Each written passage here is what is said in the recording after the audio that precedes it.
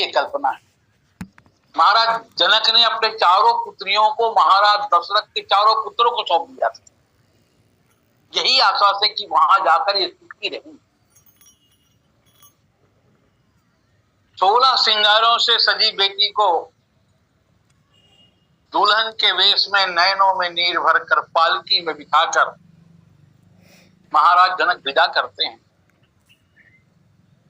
और श्री राम से प्रार्थना करते हैं, राम ये मेरी जीवन ज्योति, मेरी बेटी तो है, फिर मेरी जीवन की ज्योति,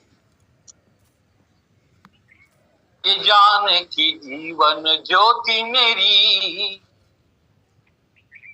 ये जान की जीवन ज्योति मेरी, निज जीवन जानी सम्मान करी जो, का करी जो कहूं सिया के पगे, कब हूं गड़ी जई है तो चिठिया लिख दीजिए, कंकड़ भी गए तो मुझे इतना प्यार। राजकुमारी सीता अवध में पतोहू बनकर बहू बनकर आई, सबकी प्यारी बनी, सबकी दुलारी बनी, राज रानी बन गई, पर अपना धर्म अपना कर्तव्य से समझौता नहीं किया, दृढ़ता पूर्वक पालन कर। सासू माताओं की आंख की चकपुतरी बनी रही। माता कौशल्या ने तो सुनैना माता से कहीं ज्यादा ख्याल रखा है सीता जी। वो स्वयं कहती हैं राम को, राम सीता कैसी है, तुम्हारे साथ बन जाना चाहती है, पलंग पीती तज गोद हिंडोना,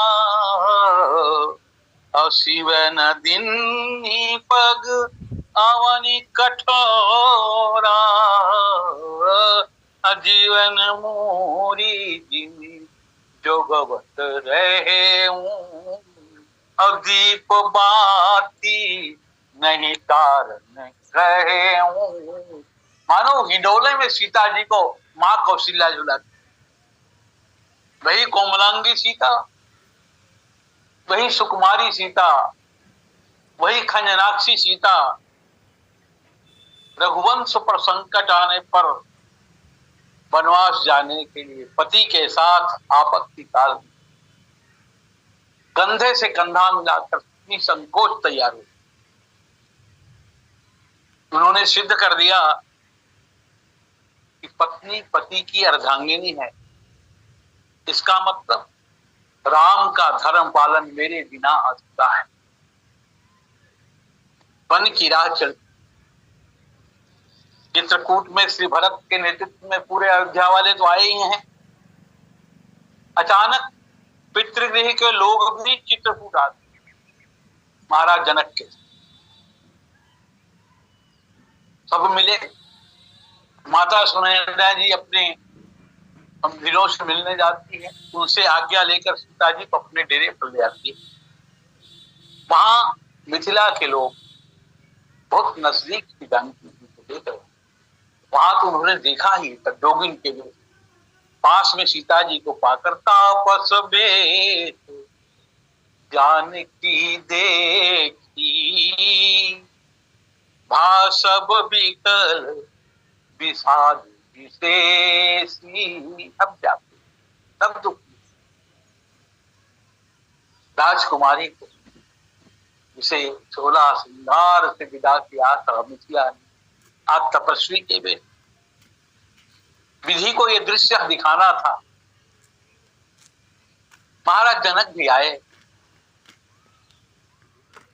सीता पुत्री को देखा, पिता ने पुत्री को देखा, पुत्री ने पिता को देखा। जनक जी बाहें फैलाकर बाहों में भरने दौड़े, पुत्री भी पिता की ओर दौड़ी, उनकी छाया, उनकी गोद की छाया में समाने आतुर दौड़ पड़ी। जो स्वामी जी लिखते, जनक जान की पाहुनी पावन प्रेम प्राण की। जनक जी ने सीता जी को गले लगा लिया,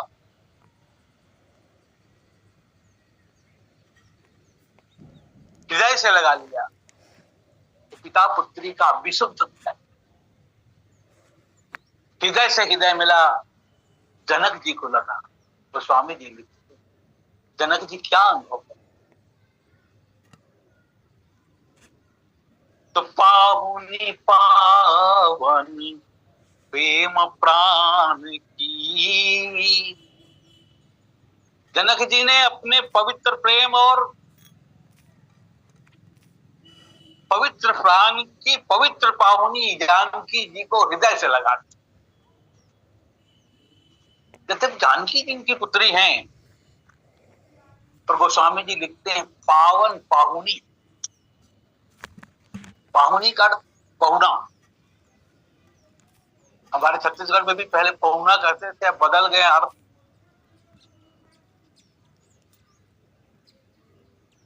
पहुना को अतिथि कहा जा सकता है, पर अतिथि और पहुना में अंतर।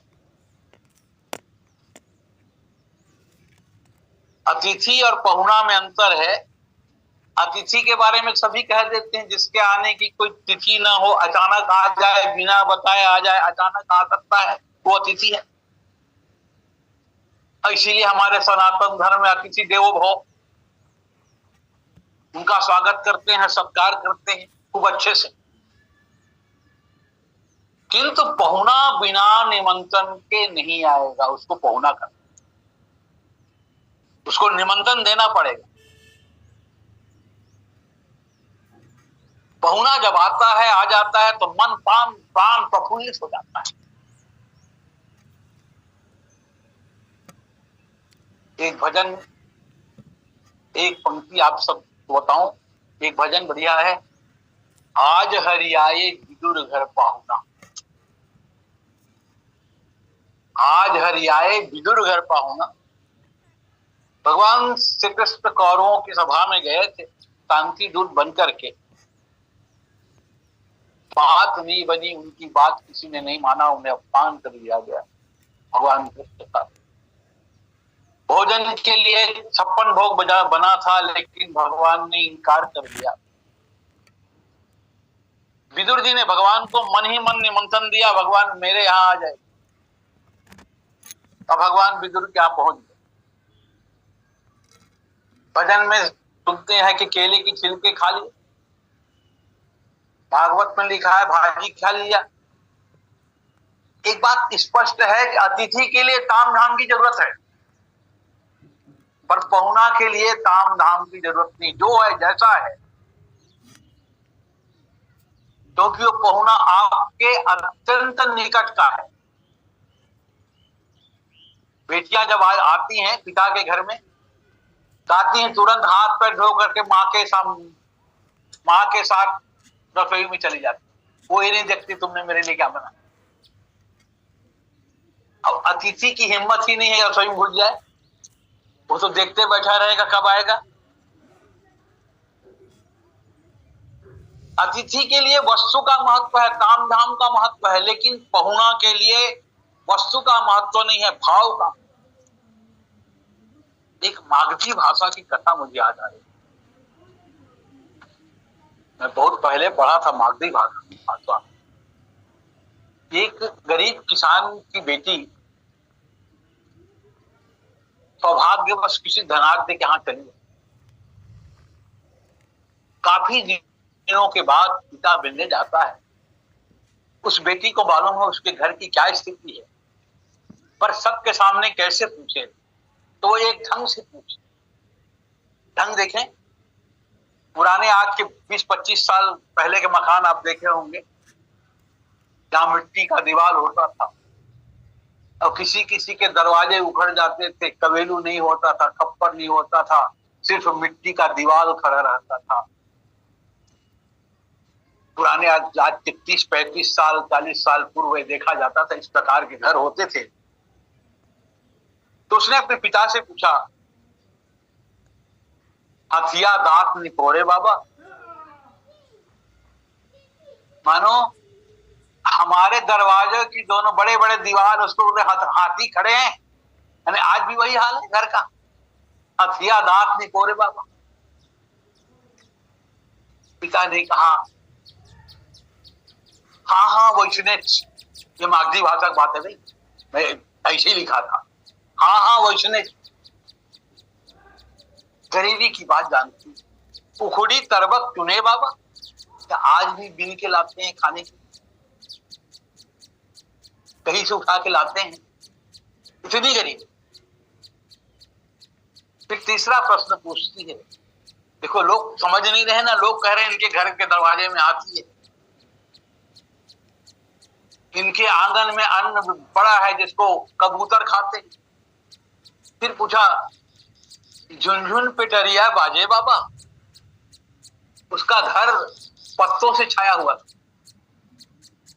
और हवा जब करता था पत्तों की आवाज आती, इसी को कहा झुनझुन पिटरिया बाजे बाबा। बोले हाँ वही। चौथा प्रश्न था, मानिक दीरा जले बाबा, इसका मतलब क्या है? पत्तों वाला घर थे, सूर्य का प्रकाश आता था, सूर्य की रोशनी छन के आती थी, उसको पूछ रही है। आज भी वैसा ही है, मानिक दीरा जले बाबा, यानी पूछा गया, बाप बेटी ही समझ रहे क्या है, लेकिन लोग तो सुन रहे, वाह इनके घर में तो मनी का प्रकाश। कैसे अपने पितृकुल को सम्मान को बेटी बचाती। महाराज गोस्वामी जी देखते हैं, सीता महाराज जनक के पवित्र पावनी और महाराज के पावन प्रेम की प्राण है। अच्छा, प्रेम क्या है जिसकी ये प्राण है? महाराज जनक का प्रेम क्या है जिसकी ये प्राण है? तो अपन बड़े आसानी से कह सकते हैं, गोस्वामी जी ने लिखा है, प्रणमो परिजन सहित विदेहु, अजाहि राम पद गुण सनेहु, अजोग भोग मां राखियु गोई, राम बिलोकत प्रगति सोई। महाराज जनक के प्रेम है श्री राम, महाराज जनक के प्रेम है श्री राम, इस प्रेम के प्राण हैं, यानी राम जी के प्राण हैं सीता जी। जनक सुता जग जननी जानकी, अतिशय प्रिय करुणा निधान की, ताके जुग पद कमल मनामो, ये अतिशय प्रिय है, राम जी के प्राण है। और राम जी दशरथ जी, राम जी जनक जी के प्रेम पाहुनी, पाहुनी पावन प्रेम प्राण। देखो, किसी ने भगवान शंकर से पूछा, राम कथा से आपका क्या संबंध? राम कथा को आप किस दृष्टिकोण से देखते? राम कथा से आपका नाता क्या है? भगवान शंकर कहते, अतिथि पूज्य प्रियतम पुरारी के, मेरे पूज्य अतिथि। तो अतिथि कहाँ रखते हैं बाबा आप? बोले हृदय में। रखी महेश निज मानस राखा, शंकर जी कहाँ रखते हैं इस अतिथि को? रखी महेश निज मानस राखा, अपने हृदय में रखा। मानस यानी हृदय। प्रीतम के लिए स्थान तो हृदय ही है। हर व्यक्ति जिस प्रीतम जो हुआ उसको हृदय में रखता है। पर श्री सीता जी प्रेम की और प्राण दोनों की पावनी है। इसीलिए महाराज जनक भी इन्हें अपने हृदय में रखते हैं। इसीलिए जानकी जी को लाई गुर जनक जाने की हृदय से लगा। देखो, पाहुनी लिखा, इसका एक और भाव भी है। कि जनक और सुनैना जी ने तपस्या करके इस आदि शक्ति को पाया, इस भक्ति माता को पाया, इस शांति को पाया, लेकिन कुछ काल की उनकी सेवा कुछ काल ही जनक और सुनैना कर पाए। कब तक? यानी विवाह के पहले तक ही पहुनाई ये करते रहे, विवाह के बाद ये चली गई। कुछ काल के लिए ही इनको ये सुख मिला। जब जानकी विदा हुई तो गोस्वामी जी बहुत सुंदर लिखते हैं, लिन्निराय उरलाई जानकी अमिति महा मर जात ज्ञान की। जब हृदय से लगाया तो लोगों ने कहा देखो ये ज्ञानी है, ज्ञानी के हृदय में मोह नहीं होता, मैं नहीं होता, मेरा नहीं होता, ये तो ज्ञान की मर्यादा मिटा दी। पर यहां लिखते हैं लिन्निलाई जनक जानी की पाहुनी पावन प्रेम प्राण की। प्रेम के प्राण की पाहुनी है जानकी जी, पाहुनी है। इस समय तपस्विनी वेश में है, इसलिए न सत्कार किया जा सकता, न विदाई किया जा सकता। पिता के सामने पुत्री है, माता के सामने पुत्री है, न उन्हें, क्योंकि वो तपस्वी है इसलिए उनका सत्कार नहीं किया जा सकता।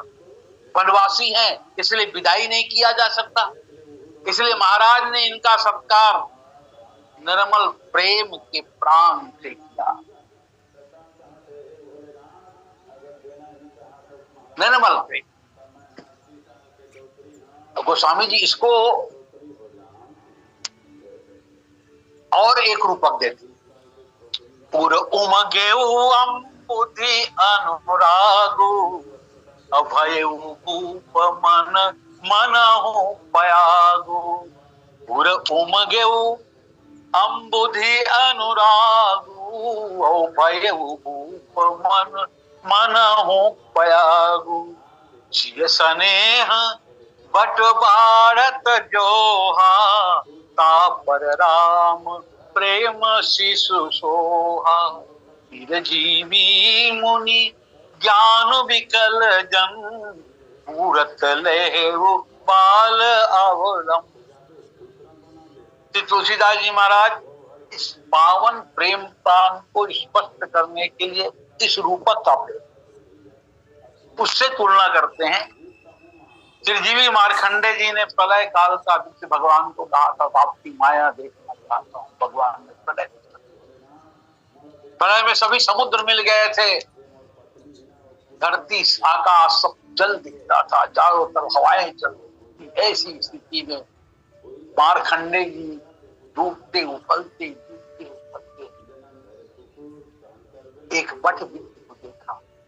आश्चर्य हुआ, इस महाप्लावन में एक वट वृक्ष, लेकिन वट वृक्ष के एक पत्ते पर जब भगवान बाल कुंड में देखा कि अपने अंगूठे, दोनों अंगूठे को चूस रहे,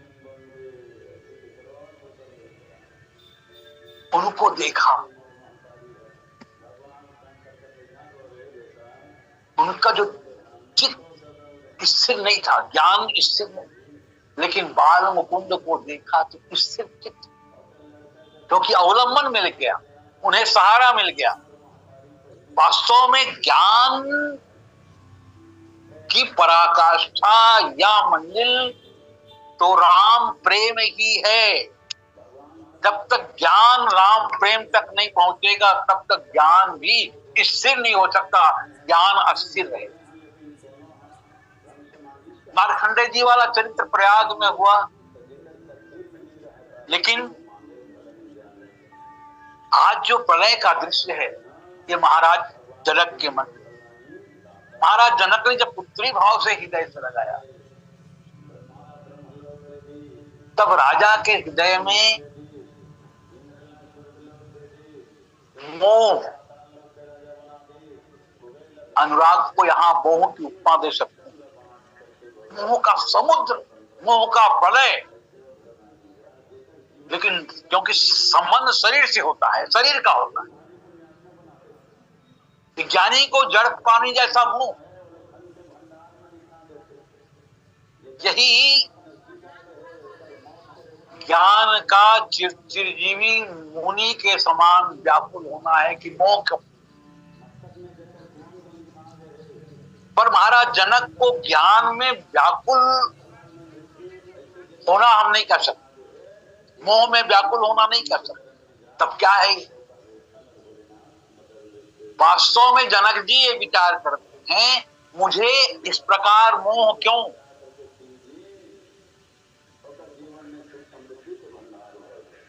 उनका ज्ञान विचार करता है, मुझे इस प्रकार मोह क्यों? मानो यही राजा के मन में मानो प्रयाग हो गया, हलचल मच गई, प्रलय के बादल हो।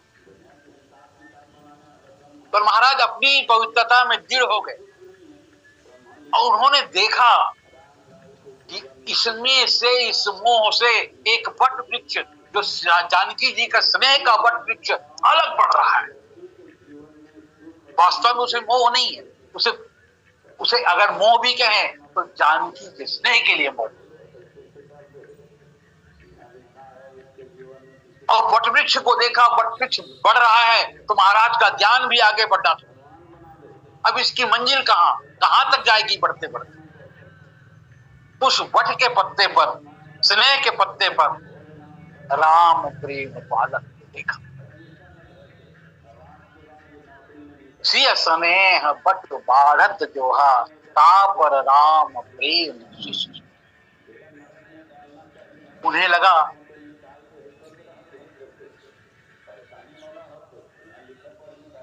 कि मैंने स्वभाव से स्नेह नहीं किया है, सहज मोह से स्नेह नहीं किया है, मेरा सहज स्नेह। क्योंकि सीता जी में श्री राम की अधिक प्रीति है, राम सबसे अधिक प्रीति करते हैं, इसीलिए सीता जी के प्रीति के ऊपर राम जी विराजमान है। तो महाराज जनक को संतोष हुआ कि ज्ञान, प्रेम ज्ञान का बाधक नहीं, प्रेम ज्ञान में रुकावट नहीं डालता। मन प्रयाग है, प्रयाग में त्रिवेणी है। यहां कौन सी त्रिवेणी? बोला कर्म, उपासना, ज्ञान की त्रिवेणी। यहां भी त्रिवेणी। महाराज का मन ही प्रयागराज बन गया। सीता जी के प्रति बढ़ा हुआ प्रेम वट वृक्ष हो गया, और इस वट वृक्ष, इस स्नेह के कारण श्री राम से प्रेम, श्री राम मिल गए। यही अक्षय वट पर शिशु का सोहना है। राजा का जो राम विषयक प्रेम है, वास्तव में सीता जी से राग है, राम जी से अनुराग है। और यही श्री स्नेह रूपी वट पर बाल रूप होकर भगवान श्री राम का स्थिर होना, रहना, लेटना कहा जा सकता। प्रेम में ज्ञान की मर्यादा नहीं रह जाती, प्रेम में ज्ञान की मर्यादा नहीं रह जाती है। यही है ज्ञान का विषय। प्रेम में मर्यादा खत्म, ज्ञान का अर्थ है मर्यादा का पालन करना। प्रेम में मर्यादा खत्म माने ज्ञान का डूबना है, ज्ञान डूब जाता है। और राम प्रेम में ज्ञान का डूबना ही ज्ञान की बड़ाई है, और यही अवलंब पाना। अर्थात यही एक बात कह सकते हैं, अगर राम में प्रेम नहीं हुआ तो ज्ञान डूबा ही डूबा, उस ज्ञान का कोई मतलब नहीं। जोग कुजोग ज्ञान अज्ञान, जहान राम प्रेम परधान। वो योग है, वो ज्ञान अज्ञान है। जिसमें राम प्रेम की प्रधानता थी। महाराज जनक जैसे परम ज्ञानी कुछ क्षणों के लिए विफल हो गए, मुग्ध हो गए, मगन हो गए, क्योंकि उनके प्राण की पाहुनी, प्रेम की पाहुनी किशोरी जी के आने से पिता पुत्री का नाता शरीर का भी है, तो पिता का अनुराग उमड़ गया। पर महाराज जनक के साथ ये नहीं होना चाहिए था, क्योंकि जनक आत्मदर्शी है। वो सांसारिक संबंध के मिथ्यात्व को जानते थे, संसार के संबंध मिथ्या है। किंतु इस मिथ्यात्व में सीता जी का स्नेह, आदि शक्ति की वात्सल्य, रसमयी भक्ति, यही भक्ति कौशल्या जी के राम के प्रति है।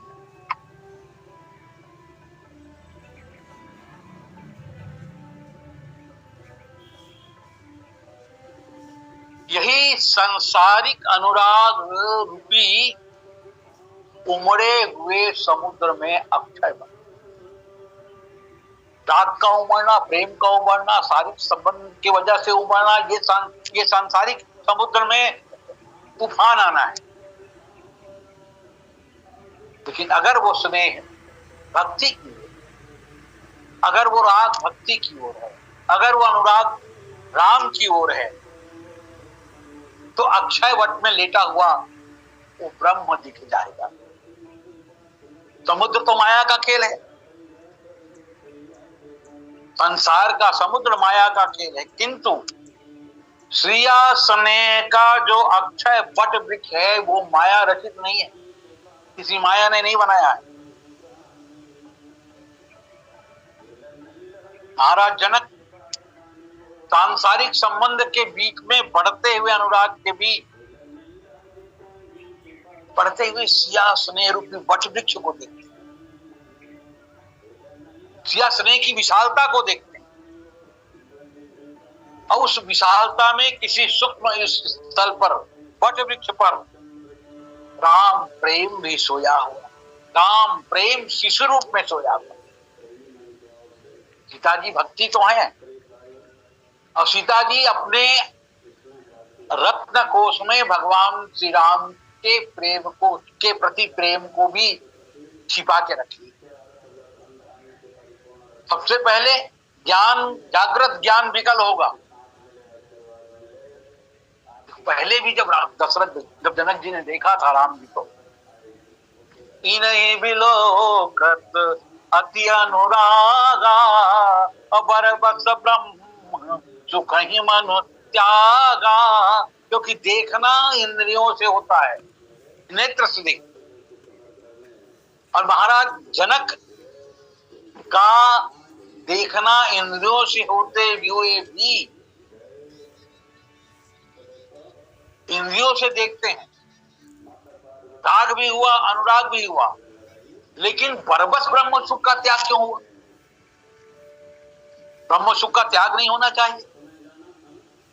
धीरज धारण कर जनक जी अपने जागृत ज्ञान की स्थिति में महाराज कौश विश्वामित्र से समाधान चाहते हैं, लेकिन समाधान करने वाला नहीं। इस अनुराग की बाढ़ में जब ज्ञान डूबना चाहता है, उन्हें लगता है संसारिक अनुराग में हम कहां फंस गए, तो एकाएक जानकी जी की अक्षय भक्ति बढ़ती हुई दिख पड़ती, भक्ति बढ़ती, तो भी इससे समाधान नहीं होता। किंतु जब इसी भक्ति के बाढ़ में छिपा हुआ राम प्रेम, ब्रह्म से एकत्व दिख पड़ता है, तब ज्ञान को अवलंबन होता है।